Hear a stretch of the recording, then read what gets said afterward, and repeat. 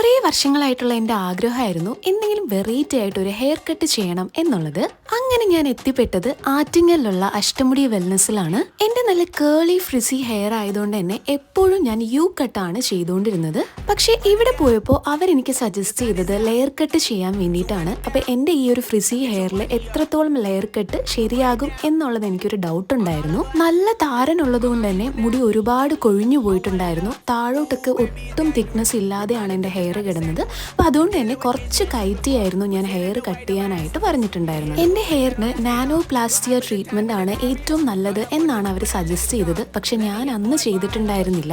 അന്ന് layer cut ചെയ്ത് അവർ style ചെയ്ത് തന്നിട്ടുണ്ടായിരുന്നു. അപ്പോൾ നമുക്ക് ഫൈനൽ ലുക്ക് കാണാം. ഇതാണ് എൻ്റെ ഫൈനൽ ലുക്ക്. എനിക്ക് ഒത്തിരി ഇഷ്ടപ്പെട്ടിട്ടുണ്ടായിരുന്നു. ആദ്യമായിട്ടാണ് എൻ്റെ ഹെയർ ഇത്രയും മാനേജബിൾ ആയിട്ട് കിടക്കുന്നത്. ഒന്ന് കുളിച്ചു കഴിഞ്ഞപ്പോൾ മുടി പഴയതുപോലെ ആയിട്ടുണ്ടായിരുന്നു.